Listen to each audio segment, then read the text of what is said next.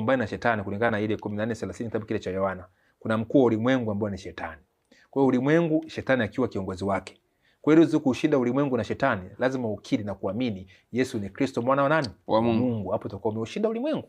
Sasa huku wanakuambia hivi, hii ni Katoliki, tumwabudu Mungu wa Katoliki wote. Kwa sababu ukiamini utatu unakuwa Mkatoliki. Kwa hiyo Wasabato pamoja na Wakatoliki wenyewe, pamoja na Lutheran, pamoja na Pentecost, wote ni Katoliki. Sema kila atakaye kuokoka zaidi ya yote imemlazimu kushika imani Katoliki, ambayo asipoihifadhi kamili na bila kuijaribu, bila shaka atapotea milele. Na imani Katoliki ndio hii: tumwabudu Mungu mmoja katika utatu na utatu katika umoja. Sawa. Sasa hii inasema kwa Wakristo leo, ili uweze kuokoka lazima uamini nini? Fundisho la nini? Utatu. Na Wasabato wanakuapisha hapa ukurasa wa 46, wanakuapisha kwenye kiapo cha utatu. Kiapo cha nini? Cha utatu. Nasema hivi: kiapo cha ahadi ya ubatizo.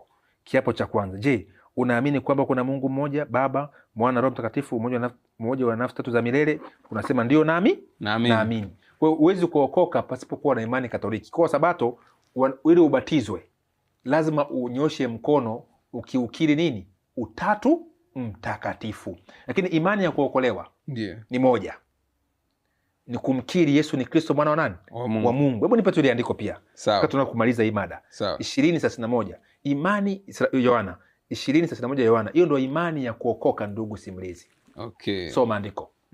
Yohana 20:31. Inasemaje? Okay. Maswali yako yameisha? Hapana. Yohana 20:31. Inasemaje? Anasema mstari wa 31, lakini hizi zimeandikwa ili mpate kuamini ya kwamba Yesu ndiye Kristo mwana wa Mungu, na kwa kuamini muwe na uzima kwa jina lake. Kumbe ili kuweza kuingia katika ufalme wa Mungu ni kumwamini nani? Yesu ni mwana wa Mungu. Yesu ni mwana wa nani? Wa Mungu. Yesu ndiye Kristo, mwana wa Mungu. Mwana wa nani? Wa Mungu. Hebu sarudi katika kitabu kile cha Matendo sura ya 8 na 35. Yule mtu ambaye anamwamini Yesu anapaswa kubatizwa. Na anapaswa kumwamini vipi ili abatizwe? Soma. Sasa mstari wa 35 anasema katika 35 anasema Filipo akafunua kinywa chake naye akianza kwa andiko lilo hilo akamhubiri habari njema za Yesu. Endelea. Wakawa wakiendelea njiani, wakafika mahali penye maji. Yule towashi akasema, tazama, maji haya ni ya nini? Maji haya ni nini kinachonizuia nisibatizwe? Endelea. Filipo akasema, ukiamini kwa moyo wako wote inawezekana. Akajibu akanena, naamini ya kwamba Yesu Kristo ndiye mwana wa Mungu. Akaamuru lile gari lisimame, wakateremka wote wawili majini, Filipo na yule towashi, naye akambatiza. Swali kwako mtangazaji. Ndio. Filipo alimbatizwa yule mtu au mkusha alibatizwa kwa imani ipi? Kwa kukiri kwamba Yesu ni mwana wa Mungu. Kukiri Yesu ni mwana wa nani? Wa Mungu. Wa Mungu. Una swali? Tuko sawa Ndio. Sasa tumalizie katika fungu la mwisho waraka wa Yohana 5 mstari wa 13. Kwa hiyo Yesu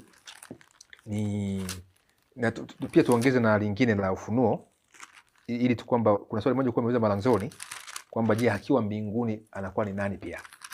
Waraka wa kwanza wa Yohana. Tuanze kwanza lile la Ufunuo sura ya 2:18. Ufunuo 2:18. Kwa nimesahau kuna swali kwa umejenga hapo, tulitimishe kabisa. Yesu akiwa mbinguni. Sawa. Ufunuo 2 mstari wa 18 anasema hivi, na kwa malaika wa kanisa lililoko Thiatira andika, ndio haya ndio anenaye mwana wa Mungu, yeye aliye na macho yake kama mwali wa moto, na miguu yake mfano wa shaba iliyosuguliwa sana. Kumbe Yesu akiwa mbinguni akimpa Yohana ufunuo Yohana, yeye anajina kuwa ni nani? Kule bado yeye ni Mungu, ni mwana wa Mungu vile vile. Ni mwana wa Mungu, ana macho kama mwali wa nini? Wa moto. Kwa hapa na utukufu wake wa hatari. Sasa tunarudi katika Yohana, waraka kwanza wa Yohana sura ya 5 na ule mstari wa 13. Kwa hiyo fundisho la utatu ndio limebomoa Yesu kuwa mwana wa Mungu. Linasema Yesu unamwita ni mwana wa Mungu lakini nafsi ya pili ya nani? Ya Mungu. Huo ni ubatili. Yesu si nafsi ya pili ya Mungu. Yesu ni mwana wa Mungu.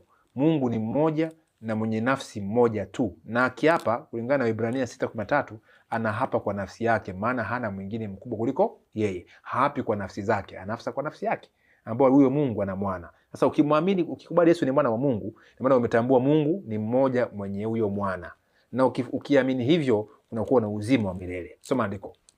Nimewaandikia ninyi mambo hayo ili mjue ya kuwa mna uzima wa milele ninyi mnaoliamini jina la mwana wa Mungu. Asante.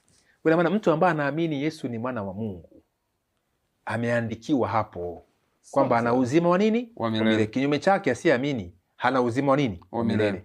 Ghadhabu ya Mungu itamkalia juu yake kulingana na 3:36 Yohana Mtakatifu. Acha mimi niishie katika mada hii. Mada inayofuata msikilizaji, nataka tutaangalia kwa Wasabato pia. Ndio. Wasabato waliamini katika utatu, na vile vile wasisi Wasabato waliamini nini zamani? Ndio. Kifupi, hawakuamini katika fundisho la utatu, na walimwamini vipi Yesu? Na Wasabato wa leo, je, wameasi ama hawajaasi? Okay. Na pia tutaangalia kuhusu mpinga Kristo ni nani, ambao alikuwa anazungumzwa toka zamani zile. Mungu awabariki katika lecture zilizokuja. Asante sana. Asante.